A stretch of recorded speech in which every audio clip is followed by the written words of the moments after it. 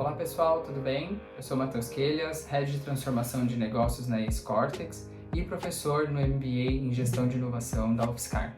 Estou aqui hoje para falar com vocês sobre um assunto muito legal, um dos meus preferidos quando a gente fala de transformação e quando a gente fala de inovação, que é falar sobre mecanismos de inovação quando a gente analisa e olha para o nível de maturidade das empresas em termos de inovação. Então, como é que esse planejamento todo ele se deriva e como que a gente atua nesses mecanismos. Aí para quem atua com inovação, isso é muito importante. Então, vou começar aqui mostrando para vocês uma imagem, né, que é um frame que vocês já devem conhecer, já devem ter visto por aí. Se vocês não viram, por favor, existe um livro, uma referência para a gente, chama Transformação Radical, que mostra esse framework de uma forma geral, que ele atua literalmente, né, exemplificando, mostrando da onde vem a gestão de inovação, ela vindo e derivada do planejamento estratégico das empresas. Então, a partir do planejamento estratégico, quando a gente tem empresas que têm dentro do seu planejamento estratégico e como visão de futuro atuar em inovação, a gente começa a fazer um planejamento dessas teses e avenidas de inovação, ou seja, onde a gente, como empresa, vai investir, né? Investir em termos de iniciativas, em termos de startups, em termos de construção de negócios, enfim, como que a gente vai investir e aonde a gente vai chegar, né, com os nossos objetivos aí de inovação e como que a gente atua em resultado. Então, a partir do momento que a gente tem esse planejamento, aí sim a gente fala sobre os mecanismos de atuação, e é esse que eu vou aqui, esse lado direito que eu vou trabalhar com vocês hoje aqui, que é efetivamente como a gente atua no processo e quais são os mecanismos. Então, a gente fala sobre mindset e cultura, que são as sensibilizações e capacitação, o Management System, que são os sistemas de gerenciamento, né? Então, são geração de ideias, execução de projetos dentro de uma metodologia Lean e ágil, e aí outras metodologias mais sofisticadas como Corporate Venture Building, que é a construção de novos negócios, novos produtos e novos canais, e Corporate Venture Capital, que é a inovação aberta, investimento em startups, M&A e por aí vai, além da gente estar falando de transformação do negócio principal. Mas aí, quando a gente olha para esses 5, a gente fala, poxa, tranquilo, dá para entender o que a gente faz com cada um deles, mas por onde eu começo? E como que a gente olha como que eu olho para dentro do meu cenário, né? E como que eu atuo a partir daí? Como que eu ganho momento? Como que eu garanto o orçamento? E quais são as iniciativas que efetivamente fazem sentido e funcionam por nível de maturidade, né? Então vale ressaltar para vocês o que são os níveis de maturidade de inovação. Muita gente já deve ter ouvido falar em ambidestria. Ambidestria é o último estágio. Então, para a gente chegar lá, a gente tem normalmente essas etapas. A gente tem os primeiros passos, que o grande desafio de quem atua com inovação, né, as grandes frases é eu preciso inovar, eu preciso sensibilizar as pessoas, eu preciso começar a trabalhar com inovação. A gente tem o pessoal que está em descoberta, então já começou ali a conversar sobre isso, né? E aí, normalmente, as frases características eu preciso priorizar o que eu vou fazer, eu preciso escolher quais caminhos que eu vou executar, eu preciso construir a estrutura e como isso aqui deve funcionar. A gente tem o pessoal que está já mais em transformação, terceiro passo, né? Então, agora que eu estou executando projetos, eu preciso medir, eu preciso compartilhar valor, eu preciso entregar mais. E à medida que isso vai rodando, chegamos no estágio de performance, que basicamente, eu preciso gerar mais valor para a organização por meio de inovação. Normalmente aqui a gente já tem as empresas já falam quais são os seus objetivos de transformação para o mercado, já colocam esse statement, né, vamos dizer assim, no mercado.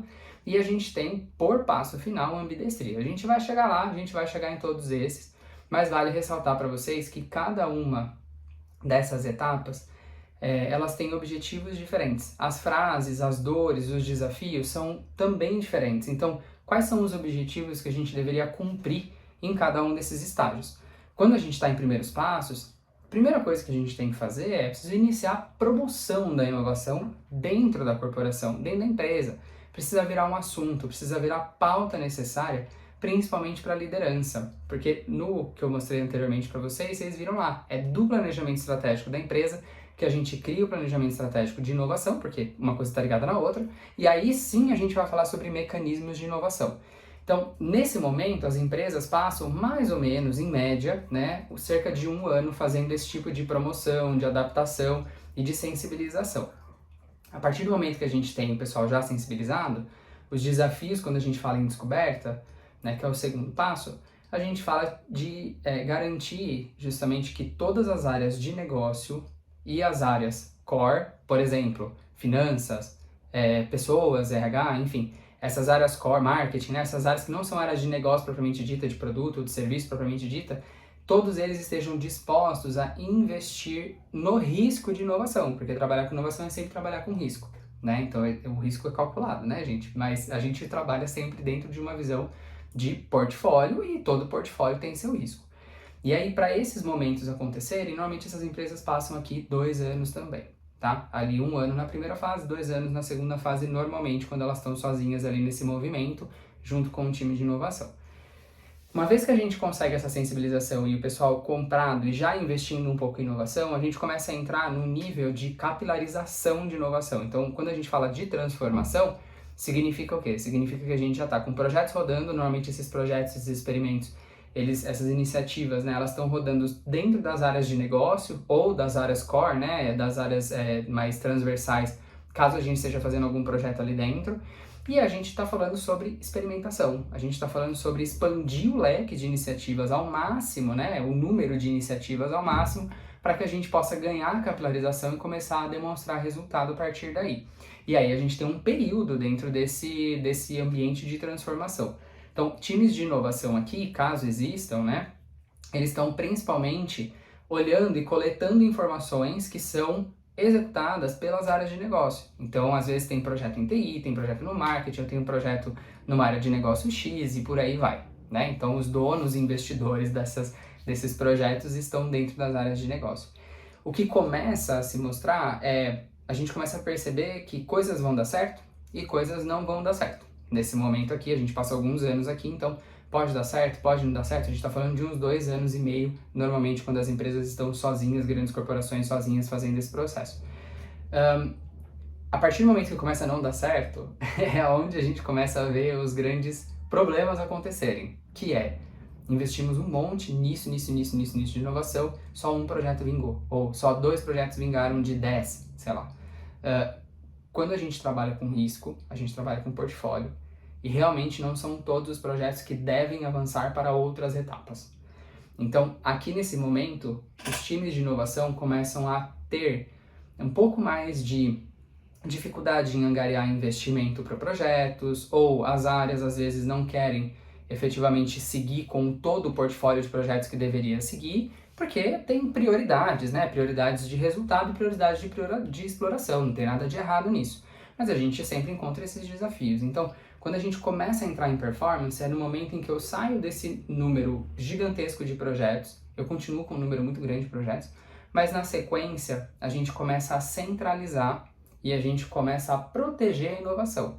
Então, quando a gente fala sobre gerar mais valor por meio da inovação, que é o desafio principal de quem está em performance, a gente fala de dar tração nas iniciativas que estão dando certo, então investimentos maiores, e criar novos experimentos. Assim, ao mesmo tempo, a gente tem que garantir que a governança da inovação aconteça. E significa o quê? Significa que a gente precisa ter possibilidade de continuar investindo dentro de projetos que a gente ainda não tem um retorno financeiro, né? Porque a gente sabe que os objetivos de inovação não estão só nas finanças, eles estão também no potencial de transformação. Então, nessa hora, começamos a centralizar um pouco mais essa execução e essa governança de inovação, apesar de muitas vezes as áreas de negócio estarem tocando esses projetos e tá tudo certo, tá? Não tem configuração certa e errada. Quando a gente começa a montar esse processo de centralização, os processos começam a ficar um pouco mais fáceis. E aí a gente começa a entender para onde que eu vou, como que eu vou, qual é o tipo de projeto ou o tipo de iniciativa que deve ser, né, estar dentro do portfólio de inovação, como que eu devo atuar, etc., como que funciona o processo de execução, de orçamento, de investimento em cada iniciativa, dependendo do tipo de iniciativa e por aí vai, né? Vocês lembram que eu falei ali de 5 grandes blocos, que ia desde sensibilização e cultura até a transformação do negócio principal. Então, cada tipo de mecanismo vai ter ali seus processos claros de como essas fontes devem acontecer. Por isso que esse processo ali de sair de transformação para ir para performance, então dentro de transformação a gente costuma passar uns 2 anos e meio, e performance, para fazer tudo isso e ter certeza de que isso está dando resultado e ancorar, vamos dizer assim, inovação dentro da companhia, a gente está falando de 1 ano e meio mais ou menos. E aí, a partir desse momento, a gente começa a entrar em ambidestria. Em ambidestria, a grande frase, né, eu preciso manter o nosso negócio up to date, ou seja, eu preciso me manter sempre na vanguarda. Ótimo, então qual que é o meu objetivo de inovação? É aumentar o portfólio de inovação, adotando 100% das características de sinergia entre exploração, que é o lado de inovação, e eficiência, que é o lado que a companhia já é pautada para fazer. E aí sim a gente consegue trazer sinergias e explorar novos caminhos e fazer esse processo acontecer com mais naturalidade. Não só isso, mas a gente também consegue ter aquela visão de não deu certo, não significa que as pessoas são ruins, não significa que o projeto era ruim, só significa que talvez ele não funcione pra gente. E aí, uma vez em ambidestria, a gente deveria se manter em ambidestria. Então, se a gente fizer uma somatória do tempo, a gente está falando de 7 anos, que também é o tempo de um change management muito bem feito, né? Quando a gente fala de mudança de uma corporação, a gente fala de 7 anos efetivamente, mas é claro que existem mecanismos que ajudam, né, a correr mais rápido, existem consultorias que vão ajudar, existem outras empresas, existe alavancagem dependendo do tipo de tecnologia que você já tem ou não tem dentro de casa, e por aí vai, tá? Então, obviamente estou falando de características gerais, mas pode ser dependente do cenário, quanto a gente está trabalhando com parceiros ou quanto a gente tem capacidade interna de fazer, tá? Dito tudo isso, essa primeira introdução, em qual é essa jornada de transformação e quais são os mecanismos de uma forma geral, a gente vai começar a entrar agora em cada um desses passos, tá? Então, cada uma dessas maturidades de inovação. E aí a gente vai começar a olhar para quais são os mecanismos, ou seja, quais são os tipos de ação, o que é esse tanto de coisa que eu ouço no mercado e quando que eu uso, né? E de que forma eu uso.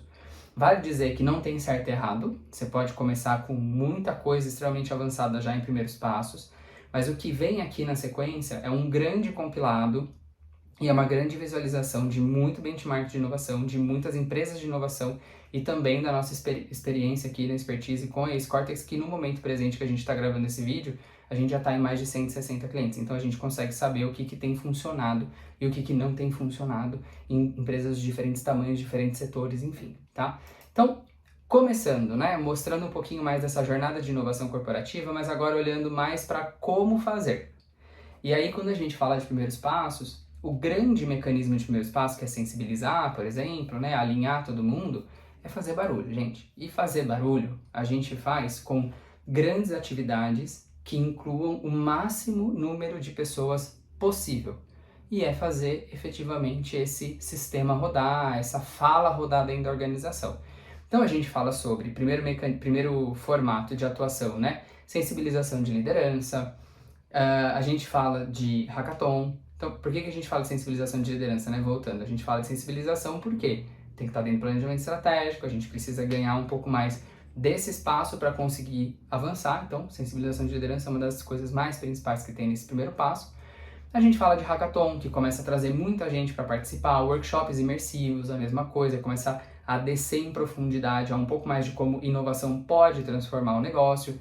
Programas de ideias, programas de intraempreendedorismo, por exemplo, colocar muitas pessoas de diversas áreas para começarem a atuar nesse formato de inovação, mesmo que seja mais por cima, vamos dizer assim, né, de uma forma um pouco mais a colocar o movimento cultural. A gente fala sobre rodas de conversas entre empresas e startups, ou seja, senta aqui e conta pra gente qual é a grande diferença de criar uma startup e como criar essa startup. E a gente pode pensar a partir daqui assim, então tudo que eu vou fazer aqui é fazer barulho, efetivamente, e eu vou sempre colocar a pauta em discussão, e eu não vou conseguir entregar, aspas, resultado. Mas existe uma forma, uma ação, uma forma de iniciativa que funciona muito bem para primeiros passos e que sensibiliza através do resultado, que é quando a gente começa a rodar projetos voltados para H1. E projetos voltados para H1, eles focam em eficiência e em performance, ou seja, diminuição de custos e aumento de renda, de alguma forma, né? Então são aqueles grandes ganhos rápidos que a gente vai buscar. E quando a gente fala desses projetos, não é melhoria contínua. Então, então eu vou pegar minha fábrica e vou implementar um 5S. Não, isso é melhoria contínua, isso a própria área pode fazer independentemente da área de inovação, isso é uma melhoria contínua. Inovação aqui a gente está falando sobre como que eu digitalizo processos, como que eu começo a olhar aqui e entendo que existem outros canais e outras parcerias que podem me alavancar no meu número de vendas e por aí vai. São esses ganhos rápidos que a gente está falando aqui, tá? E isso, obviamente, ajuda a conectar. em que um lado eu tenho falando de inovação, do outro lado os projetos que estão rodando aqui já estão me trazendo retorno rápido financeiro, porque estamos falando de H1. Dito isso, a gente começa a evoluir, né? E aí a gente começa a encontrar entraves, mas a gente também começa a olhar para a organização não mais como um todo, em que eu tenho que falar de inovação de uma forma super abrangente, mas a gente começa a descer em maturidades não só da empresa, mas por área. Ou seja, pode ser que áreas de negócio estejam super compradas com fazer projetos de inovação, mas o nosso compliance, por exemplo, trava todos os processos de conseguir, por exemplo, colocar alguma coisa de pé. Né? Ou o nosso jurídico trava, ou o nosso compras, por exemplo, trava o nosso processo de contratar uma startup, por exemplo. Então é óbvio que a gente precisa definir também por área para entender quais são os grandes gatilhos que a gente precisa destravar dentro dessas áreas para que a gente possa ter um processo mais fluido. Então o mecanismo de descoberta é olhar para dentro, é efetivamente estruturar. Ótimo, então quer dizer, passei ali de primeiros passos, fiz muita sensibilização, vou entrar em estruturação ali, olhar para dentro, né, diagnosticar e montar uma estrutura. Significa que eu não tenho mais que sensibilizar ninguém? Definitivamente não. Você precisa continuar sensibilizando. Então, o que vocês estão vendo aqui de mecanismos, né, de formatos de atuação dentro de cada passo, de cada momento de maturidade, eles não são restritivos, eles são cumulativos, tá? Então, obviamente, a gente está falando, quando a gente fala de estrutura, e aí voltando aqui para a descoberta, a gente fala sobre definir maturidade das áreas, fazer mapeamento de perfil de pessoas, porque nem todo mundo que é super top performer de inovação, de resultados aqui em vendas, por exemplo, ou em processos, ou na fábrica, por exemplo, vai conseguir trabalhar com um perfil de inovação, porque o perfil de inovação demanda tomada de decisão com poucos recursos e com poucos dados, e demanda uma abertura à tomada de risco muito grande. Então a gente tem que saber quem são as pessoas mais propensas os famosos, né, intraempreendedores. Além disso, falando de departamentos, falando de pessoas, que mais? Eu preciso separar qual é a minha governança, como é que vai funcionar a avaliação de projetos, como que vai funcionar, por exemplo, a minha estrutura. Eu vou querer começar trabalhando só com startups, eu vou começar com inovação aberta, eu vou querer começar trabalhando só com inovação fechada, eu vou querer começar com todas elas, ou seja, quais são os grandes formatos aqui de governança que a gente deve utilizar e quem deve estar envolvido, e que aí leva à próxima iniciativa, que é a criação do Comitê de Inovação. Comitê de Inovação não deveria ser efetivamente a mesma coisa que o board decisivo ou que o conselho da empresa. Não precisa ser o mesmo time. Claro, tem gente que vai estar nos dois, mas a gente precisa olhar para uma visão de quem consegue ver a estratégia da empresa e atuar e julgar projetos, julgar iniciativas, julgar inovação de forma que está nos levando para o nosso futuro, tá? E aí a gente começa com um outro mecanismo de resultados muito pautado em inovação aberta, com um parênteses aqui, né, que o formato que mais funciona de inovação aberta neste momento é em contratação. Por que em contratação? Porque quando a gente fala de investimento, quando a gente fala de construção de joint venture, quando a gente fala de outros mecanismos maiores, eles demandam e precisam de processos diferentes dos existentes da companhia. Então aqui trabalhar com contratação é literalmente adaptações ou mesmo nenhuma adaptação no processo de compras que a empresa já está acostumada a fazer.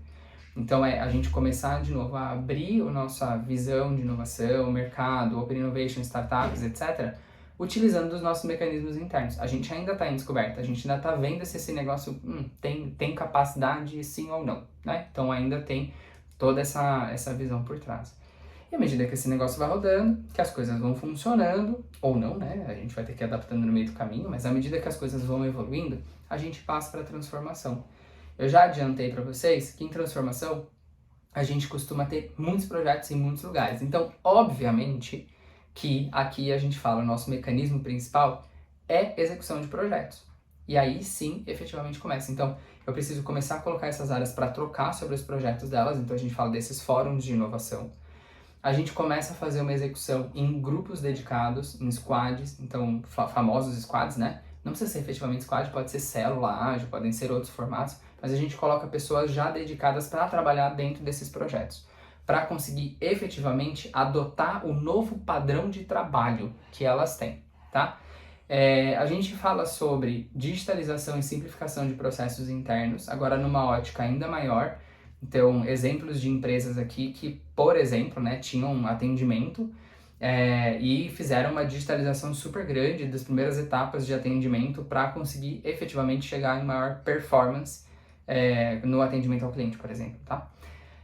Eficiência operacional de uma forma geral, então que tipos de implementações eu consigo fazer e utilizar com foco em redução de custo, né? Então, ou aumentar minha produção, enfim, né? Então, colocar uma eficiência aqui. Então, reparem, né? Quando a gente fala de digitalização, de eficiência operacional, tudo isso está pautado em resultados ainda rápidos, né? Um pouquinho menos rápidos que os que a gente já comentou, mas também impactantes, também rápidos, também passíveis de serem calculados antes de começar esses projetos como um todo. E aí, inovação aberta aqui, ela ganha uma nova capilaridade. A partir do momento que eu já fiz contratação, que eu já me relacionei com startups e que eu já comecei a implementar algumas provas de conceito, já comecei a implementar alguns pilotos aqui dentro, eu vou passar para um próximo mecanismo de inovação aberta, que é transferência de tecnologia. Então, tem uma startup X que tem uma tecnologia muito bem feita, muito bem colocada que a gente precisa. Então, como que eu posso fazer essa transferência de tecnologia para cá? E também, então, olhando para eficiência de novo, e a gente está falando também de go-to-market, ou seja, como que a gente se junta para, em conjunto, essas duas empresas, a gente atacar um mercado ou fazer uma grande sinergia entre clientes que vocês têm, clientes que a gente tem, como que a gente faz todo mundo ficar na mesma página de uma forma sinérgica. Isso vai rodar em muitos lugares. Vai rodar, de novo, né, no TI, no marketing, na área de negócio X, vai rodar em tudo quanto é canto. E aí lembra que a gente vai começar a ter um desafio de como que eu garanto a execução e como que eu garanto a gestão disso tudo, né? E aí, quando a gente começa a entrar em performance, a gente já rodou muitos projetos, a gente já sabe alguns que deram certo, outros que deram errados, o que funcionou, o que não funcionou. Então a gente começa a olhar para uma nova ótica. A gente sai de uma ótica muito pautada em resultado tangível, agora, nesse momento, calculável, vamos dizer assim, previsível, previsível de grana mesmo, de retorno de dinheiro. A gente começa a entrar em H2 e H3 de uma forma mais estratégica, assim como o H1 já é. Então, de novo, né, a gente não exclui mecanismo, a gente só continua adicionando, né, vai ganhando complexidade. E aí a gente começa a ver uma nova distribuição de proporção de projetos. Então, a gente fala, por exemplo, de uma regra 70-20-10, 70% H1 dos projetos em H1, 20% dos projetos em H2 e 10% em H3, né? A gente fala sobre inovação em novos canais de aquisição mais complexos. Então, exemplo, eu faço venda em loja física e eu quero começar a vender online digital. Então, é um modelo de negócio diferente, um e-commerce, por exemplo, mas eu ainda estou utilizando de um modelo de negócio que é baseado numa distribuição diferente, num canal diferente, que é o canal digital, tá? Então, a gente fala sobre esse tipo de inovação em modelos mais complexos. E aí, a gente fala sobre alguns outros mecanismos também.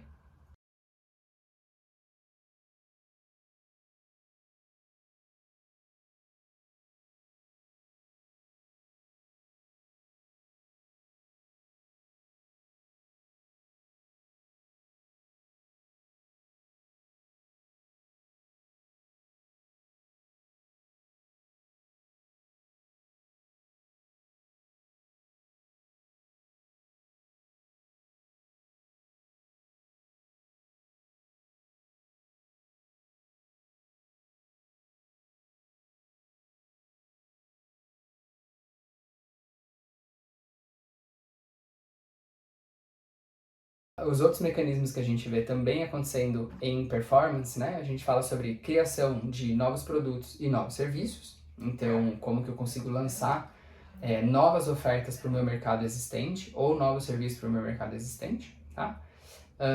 E mesmo construção e criação de novos negócios, ou seja, como que são novas ofertas para novos mercados, ou seja, coisas que eu hoje ainda não faço, mas que eu sei que uma hora eu vou precisar fazer, ou que a gente tem possibilidade de explorar.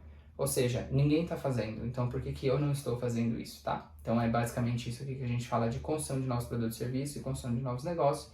E aí, inovação aberta, como vocês podem imaginar, mais um passo. Inovação aberta aqui, a gente começa a falar sobre investimento de fato. E aí a gente fala de Corporate Venture Capital, ou seja, como que a empresa pode ter um portfólio de investidas e que ela ajuda a crescer esse portfólio de investidas, alavanca alguma coisa dentro dessa startup ou mesmo testa essa startup dentro da sua organização, não mais por uma troca financeira direta de compra e venda, né, relação fornecedor, mas mais numa outra ótica de investimento e equity. Então o risco, de novo, ele aumenta, porém os ganhos futuros também aumentam aqui. Uma vez que a gente já está com todos esses mecanismos rodando, já centralizei algumas coisas, eu já consigo fazer uma gestão incorporada, já consigo fazer tudo isso acontecer, eu começo a olhar para as estruturas. E o mecanismo, quando a gente fala em ambidestria, que é o último passo, que é o que todo mundo quer chegar, é o de independência e execução violenta. Então, é violento falar violenta, né? Mas é violento mesmo, a ideia é essa mesmo. É uma execução muito forte, significa que é muita mão na massa e a gente tem não só a estratégia muito bem pautada, setada, mas a governança muito bem setada e pautada, os investimentos com regras muito claras de como investimos, como desinvestimos, né, e formas esse negócio vai funcionar. E a gente fala ali principalmente sobre uma estrutura independente. Ter uma estrutura de inovação independente pode significar um hub, mas não necessariamente é um hub. Ter uma estrutura independente é uma estrutura que possui orçamento próprio, possui time próprio e tem as sinergias com as outras áreas para rodar os projetos de inovação. Então, isso significa o quê? Explorar e gerar eficiência em 100% de todas as sinergias que podem acontecer, com uma troca muito boa e muito leve entre os objetivos estratégicos. Inclusive, é nesse momento, né, para dar um exemplo bem claro de situação que a gente vê que a empresa está em ambidestria, é no caso de uma baixa de faturamento, por exemplo, não são os projetos de inovação que são cortados. Se existe uma redução orçamentária, essa redução orçamentária ela acontece em todas as áreas.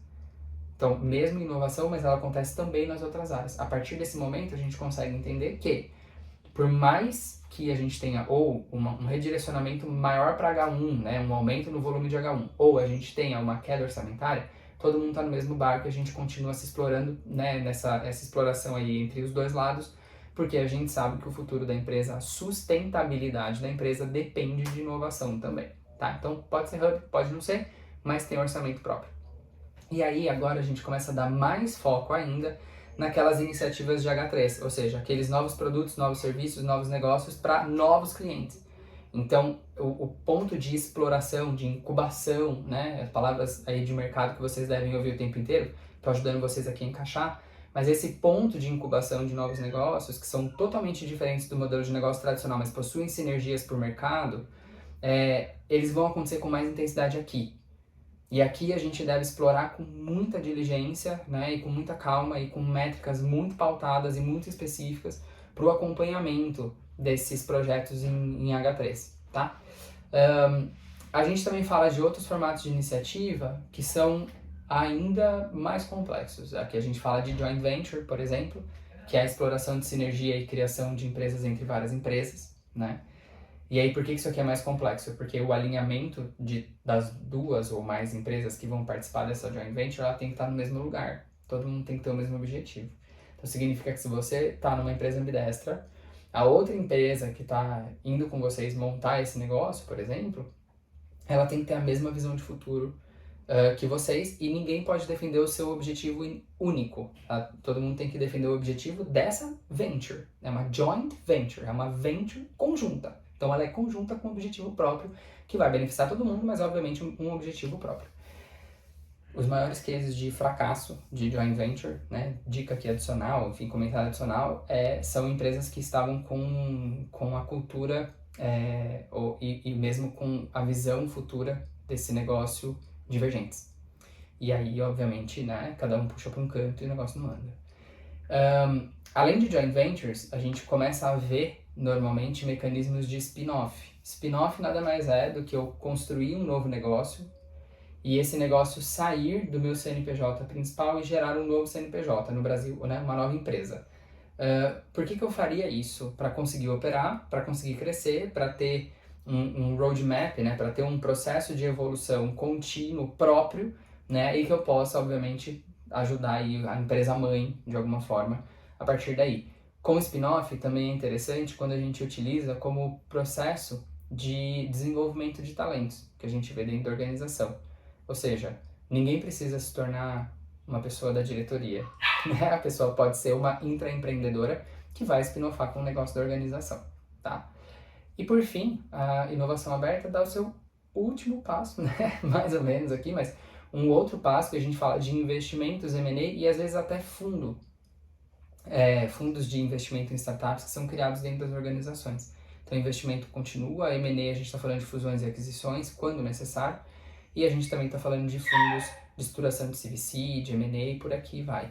Tem muitas empresas que, por mais que não estejam em ambidestria, já têm fundos de M&A, tá? Mas às vezes o foco dos fundos de M&A é em outras empresas, não necessariamente em startups. Aqui a gente está fazendo esse recorte para o processo de inovação, não só para um processo de compra puramente tradicional, tá? E aí quer dizer, é a partir de tudo isso que a gente chega, são todos esses mecanismos que podem ser utilizados, tem muito mais, inclusive, mas aqui basicamente são aqueles que a gente vê mais dar certo a nível de experiência, a nível de benchmark, a nível do que a gente vai acontecer no Brasil e no mundo, tá? Aqui, obviamente, tem uma leitura muito grande de um processo evolutivo, mas, de novo, reforçando esse ponto que ele é importante, eu não preciso estar em ambidestria para fazer algumas coisas, porém, é altamente recomendado que você olhe para coisas que vão ter um impacto maior no momento que você está agora. Então, deem sempre uma olhada nessas possibilidades para entender e sempre olhem para dentro, né? A grande dica está aqui. Então, com isso tudo, que é que vocês não podem sair daqui sem saber. Se a gente fosse falar assim, como que eu chego do 0 ao 1 na evolução dessa jornada de inovação, quais são os passos que a gente vai seguir? Primeira coisa, se você vai começar agora, primeira coisa é encontrar e definir o nível inicial de inovação da empresa e das áreas, ou seja, onde a gente está em inovação. Não temos nada? Ótimo, começa em primeiro passo. Já temos alguma coisinha rodando, faz um diagnóstico e entende se todo mundo está na mesma página, no mesmo nível de maturidade, e por aí vai. A partir desse momento vai ser muito mais fácil detectar e articular o que a gente precisa fazer em termos de inovação, ou seja, o segundo passo é a gente entender e ter certeza e garantir, né, que as pessoas certas estejam compradas com a inovação. Já falei e reforço, começa com a liderança e depois a gente vai trabalhar com as outras pessoas nessa articulação de inovação, para que todo mundo esteja na mesma página. A partir desse momento, é mais fácil e mais coerente para a organização colocar o planejamento de inovação dentro do planejamento estratégico da companhia. E aí, obviamente, a gente consegue ter não só um aval, mas a gente já tem um direcionamento para onde a gente está indo em termos de inovação, tá? Tenho planejamento, já articulei, tenho ali, já sei qual é o nível de maturidade, o que falta, como é que eu faço? Execução e alinhamento, muito alinhamento. Então atingir a ambidestria, né, quando a gente fala, requer execução realmente, e não só pelo time de inovação, ele requer execução e alinhamento com as áreas de negócio também como um todo, tá? Então chegamos aqui, passo número 4, do 0 a 1 de como fazemos. A partir do momento que a gente alinhou e já está executando, vale entender qual é o fator governança que a gente já tem estabelecido, né? E por governança, sempre façam esse recorte. As métricas de inovação, elas estão claras, porque essas métricas vão ser diferentes do nosso famosíssimo ROI, né? Pode ser que tenha ROI embutido, incluso, mas nem sempre vai ter. E é um erro colocar logo no início, dependendo do tipo de projeto. Quando a gente fala de H2, de H3, principalmente de H3, é muito difícil calcular um ROI assertivo, né? E vai ser muito chutado. Então, essas métricas são diferentes e todo mundo tem que entender que essas métricas são diferentes e tá comprado de que vamos seguir um tempo sem ter resultado financeiro. Beleza? Todo mundo ok? Todo mundo ok? Então seguimos, tá? E outra coisa é garantir que isso, obviamente, esteja claro e a inovação esteja protegida de um resultado que está baseado apenas nessas finanças. Ou seja, se eu entendo que não é apenas o financeiro que vai fazer a diferença no presente momento, ou no primeiro ano, no segundo ano, por exemplo, de uma iniciativa, todo mundo tem que estar protegido aqui de que isso daqui está no caminho do planejamento da empresa e está no caminho do planejamento da inovação da empresa. Então, né, faz sentido a gente seguir. Claro, vale também entender a hora de desinvestir. Não é só porque o negócio não está gerando uma receita, por exemplo, que ele está correto. Não, pode ser que realmente não faça mais sentido, mas aí tem que fazer uma análise bem profunda. E com isso tudo, a gente chega no ecossistema completo de inovação dentro de uma organização. Beleza? Com isso, pessoal, vocês já sabem agora da onde que a gente sai, para onde que a gente vai, como que eu vou até lá e o que pode funcionar dependendo de como é o meu cenário. Então, aquela máxima que a gente diz, não é porque o coleguinha do lado, o concorrente, está fazendo que está correto, não é porque o concorrente está fazendo que a gente tem que fazer igual, significa apenas que a gente tem que olhar para dentro, entender o que está acontecendo nas movimentações de mercado, saber como a gente se posiciona e como a gente começa a trabalhar a inovação de uma forma coerente, ágil e que faça sentido para a organização e que permita para a gente alavancagem competitiva no futuro. Beleza? É tudo isso que eu tenho para compartilhar com vocês. Espero que gostem. Precisando de qualquer coisa, podem contatar. Todos os canais estão por aí. Aproveitem muito